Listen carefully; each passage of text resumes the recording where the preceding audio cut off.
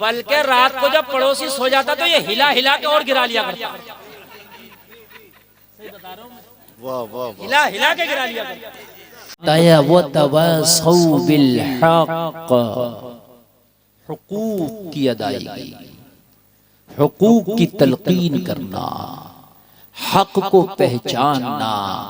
तू नमाज 5 टाइम की पढ़, लेकिन अपने पड़ोसी का हक मारता है, अपने भाई का हक मारता है, अपने बीवी बच्चों का हक मारता है। मेरे भाई कान खोल के सुन ले, अगर पूरी जिंदगी में हर साल भी हज करता रहा, लोगों के हक मार के गया, तो ये हज तुझे जन्नत ना दिला सकेंगे। इसलिए कि हक का अदा करना भी जरूरी है। हुजूर जुनैद बगदादी से किसी ने पूछा, हुजूर ईमान किसे कहते हैं? आपने फरमाया अदब का नाम ईमान है। फरमाया हुजूर अदब किसे कहते हैं? कहा हुकूक की अदायगी का नाम अदब है। मेरे भाई हुकूक, बीवी का हुकूक, बच्चों का हुकूक, वालिदैन के हुकूक, पड़ोसियों के, रिश्तेदारों के, भाइयों के, बड़ों के, छोटों के, अपने सारे हुकूक अदा करने का नाम अदब। और जुनैद बगदादी फरमाते हैं अदब का नाम ईमान है। बात समझ रहे हैं भाई? मेरे नबी दुनिया में तशरीफ लाए, ऐलान नबूवत बाद में किया, कलमा बाद में पढ़ाया, हक की तलकीन पहले की। हजरत हलीमा फरमाती हैं कि जब मैं मोहम्मद अरबी को ले आई, कहां से? मक्का शरीफ से, पालने के लिए, तो मेरा एक बेटा और था जिसका नाम अब्दुल्ला था। जब मैं प्यारे नबी को दूध पिलाती तो एक पिस्तान का दूध पी लेते, दूसरे को मुंह ना लगाते। मैं बड़ी कोशिश करती कि दूसरा भी पी ले, मगर ना पीते, इसलिए कि नबी को पता था एक अब्दुल्ला नामी बेटा और है हलीमा का। जब दूध पीने वाले 2 हो गए तो एक पे मुझ मोहम्मद का हक है, एक पे मेरे भाई अब्दुल्ला का हक है। हुकूक पहले अदा किए मेरे नबी ने। मेरे भाई आप कैसे हक मार लेते हो? बाज आदमी दलालियां कर रहा है, बाज आदमी सूद से खूब पैसा इकट्ठा कर रहा है, हर साल उम्रा कर रहा है। अरे भाई तेरे उम्र किस काम का? हर साल उम्रा ना कर, तू तो मदीने में पड़ा रहे। लेकिन तू जब सूद खा रहा है, हुकूक खा रहा है, हराम खा रहा है, तो मदीने में पढ़ने से क्या काम होगा? मक्का में तो अबू जहल भी रहता था नबी के पास। पास में रहने का मकसद थोड़ी है। यमन में रहने वाला उवैस आशिकों का इमाम बन गया। याद रहा, जोर से बोलो ना सुभान अल्लाह। करीब में रहने वाला अबू जहल कुछ हासिल ना कर सका। हुकूक भी तो है तो तुम्हारे ऊपर। अब पता ये चला कि हुकूक की अदायगी नहीं हो रही है। इसका लिया इधर से दलाली, उधर से दलाली, इधर से कमीशन, उधर से जमीन, इधर से सट्टा, उधर से सट्टा। जिंदगी कट रही है इसी चीज में। झूठ बोल के कमाया जा रहा है, झूठ बोल के बिजनेस किया जा रहा है। तुम सोच रहे हो कि ये कामयाबी मिल जाएगी? ना ना ना, ऐसा नहीं हो सकता। मैं तुझे बता दूं, ईमान ताज़ा हो जाएगा। नबी का एक सहाबी है, रोजाना नबी के पीछे नमाज पढ़ता है, सलाम फेरता, घर को चला जाता, दुआ में शामिल ही नहीं होता। एक दिन नबी ने पकड़ लिया, और मेरे सहाबी दुआ में क्यों नहीं शामिल होते? दुआ तो इबादतों का मग़ज़ है, दुआ में शामिल हुआ करो। रोने लगा, आंख में आंसू आ गया। मेरे करीम मुस्तफा ने फरमाया, मेरे गुलाम रोता क्यों है? इसमें रोने की क्या बात है? अर्ज़ किया, आका बात इतनी सी है कि दुआ मांगना मैं भी चाहता हूँ। कौन कम नसीब होगा जिसकी चाहत ये ना होगी कि आपकी दुआ में शामिल हो।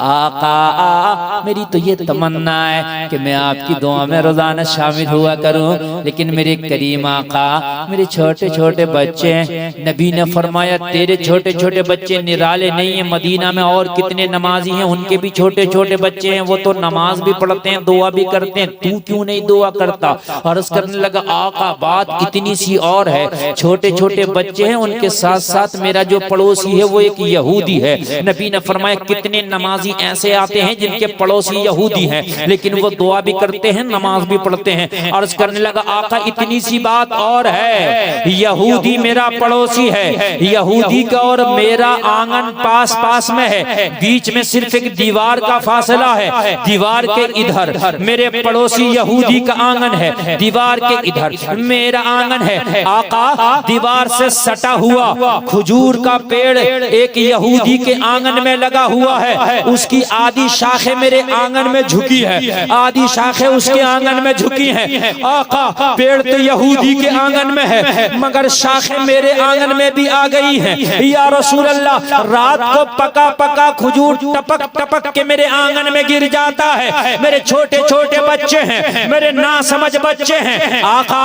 मैं सलाम फेर के फजर की नमाज का इसलिए बहुत जल्दी चला जाता हूँ कि मेरे जाने से पहले अगर मैं यहाँ दुआ मांगता रह गया तो मेरा कोई बच्चा उठ ना जाए और उठने के बाद आंगन में टपका हुआ खजूर उठा के ना खा ले, ये हराम हो जाएगा। इसलिए कि वो पड़ोसी का खजूर है, मेरा नहीं है। इसलिए या रसूल अल्लाह मैं दुआ नहीं मांगता, मैं जल्दी से अपने घर पे जाता हूँ और जाने के बाद में अपने आंगन का टपका हुआ सारा खजूर उठा लेता हूँ और उठाने के बाद में अपने दामन में इकट्ठा कर लेता हूँ और इकट्ठा करने के बाद अपने पड़ोसी यहूदी को दे देता हूँ।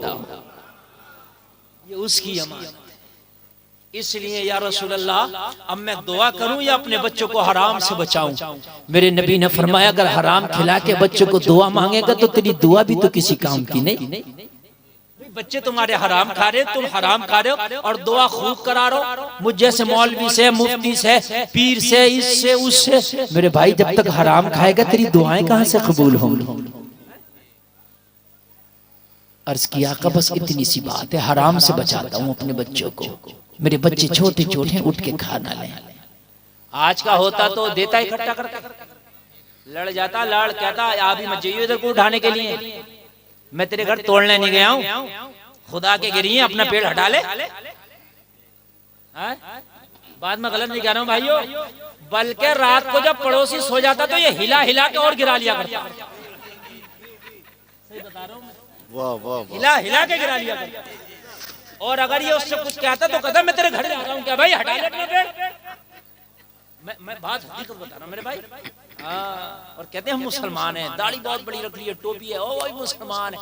और भाई मुसलमान तो है, ये तो देख ले गौसे आजम की 11वीं तो मनाता, मगर गौसे आजम के अब्बा ने बहता हुआ सेब खा लिया ना तो 12 साल तक बाग रखाया था उसके बदले में।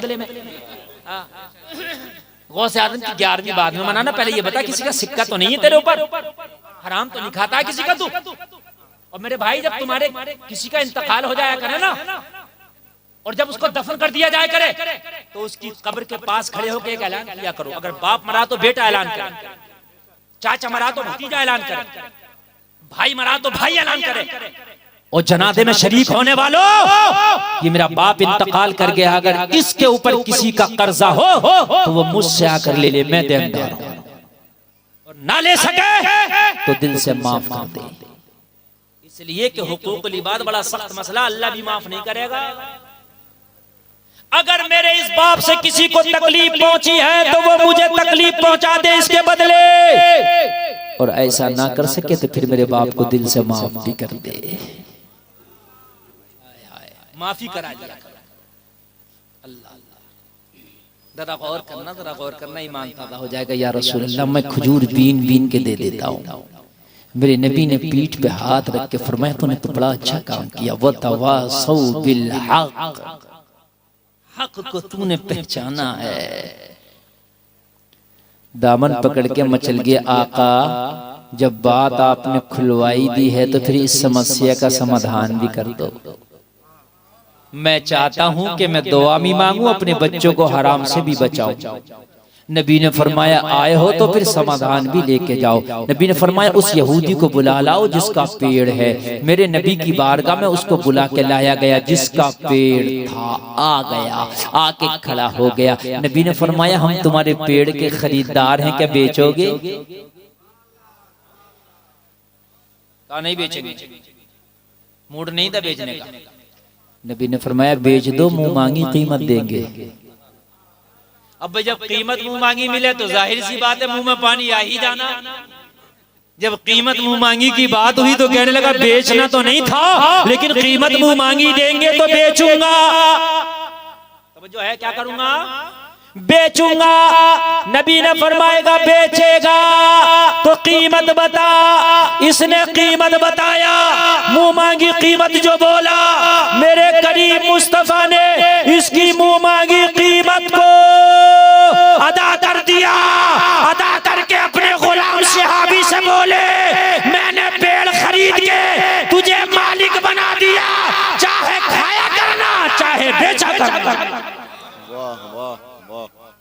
मालिक बना दिया। जब से नबी ने पेड़ को खरीदा, इसके फलों में 4 चांद लग गए। अब तक तो जो फल देता था, जिस दिन से नबी ने खरीदा उस दिन से फलों में और 4 चांद लग गए, फल ज्यादा देने लगे। फल देता जा रहा था और ऐलान करता जा रहा था, ये दरख्त जब तक बिके न थे तो कोई पूछता न था, तुमने हमें खरीद के अनमोल कर दिया। अल्लाह अल्लाह। जब इतना देखा इसने तो इसके दिल में बेईमानी बस गई, यार ये दरख्त तो बड़ा फल देने लग गया, इतना पहले तो नहीं देता था, अब ज्यादा देने लग गया। नियत खराब हुआ, बेईमानी करने लग गया। ओ भाई मेरी में खड़ा है ये, बात बदल गया। सहाबी टेंशन में, फिर नबी के पास, या रसूल अल्लाह वो तो बात बदल गया, या रसूल अल्लाह वो तो ज़बान फेरने लगा, आका वो तो बेईमानी पे आ गया। नबी ने फरमाया उसकी जबान बदलने से क्या होता है, मोहम्मद ने जो जबान दे दी है वो दे दी है।